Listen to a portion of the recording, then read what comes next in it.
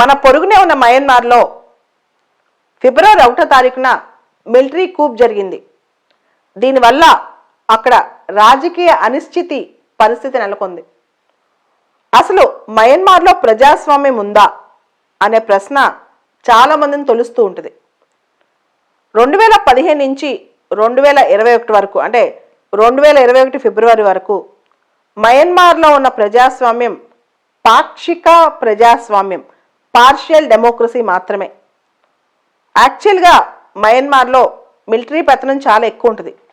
Military జుంతా అంటుంటాం కదా, military పెత్తనం చాలా ఎక్కువ ఉంటుంది. అయితే Aung San Suu Kyi Nobel prize, peace prize winner, ఆవిడ political party NLD, National League for Democracy, ఈ పొలిటికల్ పార్టీ మయన్మార్లో ఉన్న మిలిటరీ జుంతాతో అధికారాన్ని షేర్ చేసుకుంది. దాంతో అక్కడ పాక్షికంగా 2015 నుంచి 2021 ఫిబ్రవరి 1 వరకు డెమోక్రసీ నెలకొని ఉంది. అయితే మొన్న ఫిబ్రవరి 1వ తారీఖున మయన్మార్లో Aung San Suu Kyi, state councillor Aung San సూకీని, మయన్మార్ ప్రెసిడెంట్ని అక్కడున్న మిలిటరీ హౌస్ అరెస్ట్ చేసి పడేసింది. హౌస్ అరెస్ట్ చేయటమే కాదు, 1 సంవత్సర కాలం మయన్మార్లో స్టేట్ ఆఫ్ ఎమర్జెన్సీ ప్రకటించిందనమాట. మిలిటరీ జుంతా ఒక అభియోగం ఏంటంటే, గత సంవత్సరం 2020 నవంబర్లో మయన్మార్లో జరిగిన ఎన్నికల్లో చాలా అక్రమాలు జరిగాయని, ఆంగ్ సాన్ సూకీ యొక్క పొలిటికల్ పార్టీ ఎన్ఎల్డికి ల్యాండ్ స్లైడ్ విక్టరీ అబద్ధమని, అదొక బూటకం అని చెప్పింది. అయితే మయన్మార్ ఎలక్షన్ కమిషన్ మాత్రం అక్కడ ఏ విధమైన అవకతవకలు జరగలేదని ప్రకటించింది. బట్ స్టిల్ మిలిటరీ ఆ వంకతో ఇప్పుడు స్టేట్ ఆఫ్ ఎమర్జెన్సీ ప్రకటించి మయన్మార్లో డెమోక్రసీ, అరకొరగా ఉన్న డెమోక్రసీని పూర్తి స్థాయిలో తుంచి పడేసిందని చెప్పొచ్చు.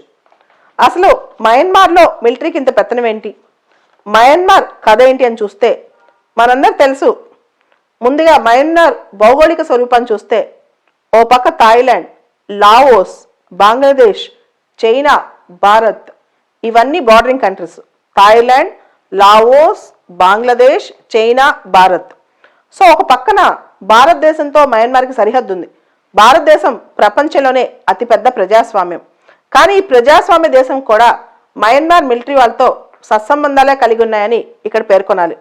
అయితే ఇక్కడ మయన్మార్లో అసలు మిలిటరీ వాళ్ళ పాత్ర ఏంటి అంటే, మయన్మార్ స్థాపన దగ్గర నుంచి కూడా మిలిటరీ వాళ్ళ పాత్ర చాలా ఉంది. అంతకు మించి మయన్మార్ రాజ్యాంగం రచించటంలో మిలిటరీ వాళ్ళదే కీలక పాత్ర. ప్రస్తుతం ఉన్న రాజ్యాంగం మిలిటరీ వాళ్ళు 2008లో డ్రాఫ్ట్ చేయడం జరిగింది. 2008లో ప్రస్తుతం ఉన్న మయన్మార్ రాజ్యాంగం. దానిలో మయన్మార్లో పార్లమెంట్లోని 2 సభల్లో 25% సీట్లు మిలిటరీ అఫీషియల్కు రిజర్వ్ చేయబడ్డాయి. అంటే ఈరోజు కూడా మయన్మార్ రాజ్యాంగం ప్రకారం మయన్మార్ పార్లమెంట్లో 25% సీట్లు మిలిటరీ ఆఫీషియల్స్కే ఉన్నాయన్నమాట. సో ఇంపార్టెంట్ పొజిషన్స్ కూడా అక్కడ మిలిటరీ ఆఫీషియల్స్కే. అయితే వాళ్ళ దృష్టిలో 2020 నవంబర్లో జరిగిన ఎలక్షన్స్ చాలా అవకతవకలుగా జరిగాయి, చాలా ఇర్రెగ్యులారిటీస్ జరిగాయని చెప్పి మయన్మార్ ఆర్మీ చీఫ్ జనరల్ ఆంగ్ హిలాంగ్ ఆయన ప్రకారం ఎన్నికల్లో అవకతవకలు జరిగాయి. దాంతో స్టేట్ ఆఫ్ ఎమర్జెన్సీ పెట్టాల్సి వచ్చింది. మేము మయన్మార్ రాజ్యాంగం మదర్ ఆఫ్ ద లా ప్రకారం మేము ఎమర్జెన్సీ పెట్టాం, ఆ రాజ్యాంగం పట్ల మేము గౌరవం కలిగి ఉంటామని చెప్పి మిలిటరీ చీఫ్ ప్రకటించారు. అయితే మయన్మార్ ఆర్మీ చీఫ్ ఎవరు వచ్చినా వాళ్ళకి అధికారకాంక్ష చాలా ఎక్కువ ఉంటుంది. ప్రస్తుతం ఉన్న మయన్మార్ ఆర్మీ చీఫ్ ఇంకా పదవిలో 1 సంవత్సరమే కొనసాగగలరు కాబట్టి ఆయన ఈ సంవత్సరం అధికారంలో ఉందామని కోరుకుంటున్నారు. కాబట్టే స్టేట్ ఆఫ్ ఎమర్జెన్సీ ప్రకటించారని చెప్పి ఒక వాదన వినిపిస్తోంది. అయితే నవంబర్ 2020లో National League for Democracy Aung San Suu Kyi political పార్టీకి ల్యాండ్ స్లైడ్ విక్టరీ చాలా స్వీప్ చేసేసారనమాట. దాంతో మిలిటరీ వాళ్ళకి అన్యాయం జరిగినట్లు, వాళ్ళు సపోర్ట్ చేసిన పొలిటికల్ పార్టీకి న్యాయం జరిగినట్లు భావిస్తున్నారనమాట. సో ఒకసారి మయన్మార్ విషయానికి వస్తే ఇలాంటి మిలిటరీ కుప్స్ మయన్మార్ కొత్త ఏమీ కాదు. 1962లో ఒకసారి, 1988లో ఒకసారి, 1990లో ఒకసారి మయన్మార్లో ఇలాంటి మిలిటరీ కుట్రలు జరిగాయి. 2008లో మయన్మార్కి ఒక రాజ్యాంగం వచ్చింది. మిలిటరీ వాళ్ళ ఆధీనంలోనే ఆ రాజ్యాంగం రచించబడింది. 2010లో ఆంగ్ సాన్ సూకీ యొక్క political party national League for democracy అనేది స్థాపించబడింది. 2015 నుంచి 2021 వరకు కూడా మయన్మార్లో ఉన్న మిలిటరీ జుంతా, ఆంగ్ సాన్ సూకీ యొక్క political party national League for democracy ఇద్దరూ పవర్ షేర్ చేసుకున్నారు. అయితే ఇప్పుడు ప్రస్తుతం జరగడానికి కారణం ఏంటంటే మిలిటరీ వాళ్ళు వాళ్ళ పెత్తనం ఖచ్చితంగా మయన్మార్లో ఉండాలని కోరుకుంటారు. దాంతోపాటు ఎన్ఎల్డి పొలిటికల్ పార్టీకి మయన్మార్లో ఉన్న మిలిటరీ జుంతాకి పడకపోవటం, దాంతోపాటు అక్కడ ఉన్న మిలిటరీ అధికారులకి అధికార కాంక్ష పెరిగిపోవటం. సో దీంతో అక్కడ కూప్ అనేది స్టార్ట్ అయిందనమాట. కొంతమంది ఏమంటున్నారంటే ముఖ్యంగా ఇంటర్నేషనల్ ఎక్స్పర్ట్స్ ఈ మిలిటరీ కూప్లో చైనా యొక్క పాత్ర కూడా ఉంది అని కొంతమంది చాలా గట్టిగా చెప్తున్నారు. దానికి కారణం మయన్మార్ అనేది ఇప్పుడు స్ట్రాటజిక్ లొకేషన్లో ఉంది. ఆల్మోస్ట్ మయన్మార్లో గేట్వే టు ఈస్టర్న్ వరల్డ్ అనమాట. ఇప్పుడు ప్రపంచ రాజకీయాలు అట్లాంటిక్ నుంచి పసిఫిక్ మారుతున్నాయి. అమెరికా లాంటి దేశాలు కూడా పసిఫిక్ ప్లేస్లోకి వస్తున్నాయి. క్వాడ్ అనేది ఫామ్ అయింది, మలబార్ ఎక్సైల్ జరుగుతున్నాయి. ఈ సందర్భంలో మయన్మార్ని జాగ్రత్తగా వాడుకోవచ్చు, అక్కడున్న మిలిటరీతో స్నేహం చేస్తా అని చెప్పి చైనా మిలిటరీ వాళ్ళకి దగ్గరగా ఉంటుందా అని చెప్పి కొంతమంది ఇంటర్నేషనల్ ఎక్స్పర్ట్స్ చైనా ఈ కూప్ను సపోర్ట్ చేసిందని కూడా అంటున్నారనమాట. అయితే ఇక్కడ ఒక విషయం గుర్తుపెట్టుకోవాలి, ఈ మయన్మార్ ఎపిసోడ్లో మొత్తం చైనా పూర్తి స్థాయిలో ఖండించలేదు. ప్రపంచవ్యాప్తంగా చాలా దేశాలు మయన్మార్లో ఈ మిలిటరీ కూప్ని ఖండించి చాలా స్ట్రిక్ట్గా మాట్లాడాయి. కానీ చైనా మాత్రం కొంతవరకు గమనిస్తూ ఉండిపోయింది కానీ ఏం మాట్లాడలేదు. ఇవి కూడా అనుమానాస్పదంగా ఉందని చాలామంది అంటున్నారు. అయితే భారతదేశం మీద ప్రభావం ఒకసారి చూద్దాం. మయన్మార్కి భారత్కి ల్యాండ్ బౌండరీ ఉంది. ఇండియా మయన్మార్ ల్యాండ్ బౌండరీ ఉందన్నమాట.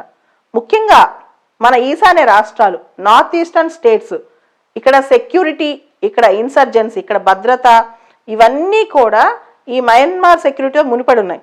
సో మయన్మార్తో ఇక్కడ ఇష్యూ అవుతాయి. ఖచ్చితంగా మయన్మార్లో ఇలాంటి ఇష్యూస్ ఇండియా పైన కన్సర్న్ చూపించాల్సిందే. ఇండియాకు కూడా ఇది ఒక పెద్ద కన్సర్న్ అని చెప్పొచ్చు. ఇది ఫస్ట్ ఇష్యూ. సో మనకు సరిహద్దు గల నైబర్లో మయన్మార్ లాంటి దేశంలో ఇలాంటి జరిగితే దీని ప్రభావం భారత్ మీద కూడా పడే అవకాశం ఉంది. రెండోది మన సిటిజన్షిప్ అమెండ్మెంట్ యాక్ట్ ఇంప్లిమెంట్ చేసేసాం. రీసెంట్గా మనకు తెలుసు సిటిజన్షిప్ అమెండ్మెంట్ యాక్ట్ గురించి 2019-20లో ఎన్ని అల్లర్లు జరిగాయో. దీనిలో రోహింగ్యాస్, మయన్మార్లో రఖైన్ ప్రావిన్స్లో రోహింగ్యా ముస్లిమ్స్ ఉంటారు. వీళ్ళు చాలామంది రెఫ్యూజీస్గా భారత్కి ఇంకా ఇతర దేశాలకు వెళ్ళారు. వీళ్ళని తిరిగి పంపించే దిశగా ఉన్నప్పుడు ఇలాంటి గొడవలు అవటం గురించి కూడా మనం ఆలోచించాల్సిన అవసరం ఉందన్నమాట. తర్వాత మన యొక్క సరిహద్దు దేశంలో చైనా యొక్క పెత్తనం పెరగబోతోందా, ఇది కూడా పెద్ద క్వశ్చన్. దీంతో పాటు ఇండియా ఒక పాలసీ ఉంది, ఇండియాకి యాక్ట్ ఈస్ట్ పాలసీ అని. ఇంతకుముందు దాని లుక్ ఈస్ట్ పాలసీ అనేవాళ్ళం. ఈ యాక్ట్ ఈస్ట్ పాలసీకి సంబంధించి ఇండియా ఏషియాన్ కనెక్టివిటీకి సంబంధించి ఈ మయన్మార్ రాజకీయాలు ఇండియాని ఇన్ఫ్లుయెన్స్ చేయబోతున్నాయి. దాంతోపాటు ఈ ఎన్ఎస్సిఎన్ నార్త్ ఈస్ట్ ఇన్సర్జెన్సీకి సంబంధించిన అంశాలు కూడా, ముఖ్యంగా ఎన్ఎస్సిఎన్-కే వాళ్ళు ఈ మయన్మార్తో కూడా చాలా ఇష్యూస్లో కనెక్ట్ అయి ఉన్నారు. ఇవన్నీ చూస్తుంటే కనుక ఇప్పుడు ప్రస్తుతం ఇండియా పైన కూడా ఇలాంటి దీని మీద ఇంపాక్ట్ ఇండైరెక్ట్గా పడే అవకాశం ఉందన్నమాట. సో దీనికి సొల్యూషన్స్ ఏంటి? ముందుగా భారతదేశం విషయానికి వస్తే India is always pro democracy. ఎక్కడైనా ఎప్పుడైనా ఇండియా ప్రజాస్వామ్యానికే ఓటేస్తుంది. కానీ మయన్మార్ విషయంలో కొంత ప్రాక్టికల్ అప్రోచ్ కూడా ఇండియా ఫాలో అవుతున్నట్టు అర్థమవుతుంది. ఇండియా ప్రస్తుతం అక్కడున్న మిలిటరీ రూల్తో తన సంబంధాలు స్పాయిల్ చేసుకునే ఉద్దేశంలో మాత్రం లేదని కూడా తెలుస్తోందన్నమాట.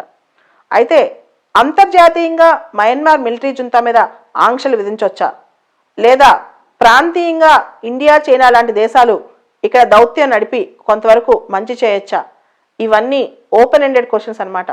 ఈ మయన్మార్ సంఘటనకి సొల్యూషన్ ఏది అనేది కాలమే తేల్చాలి.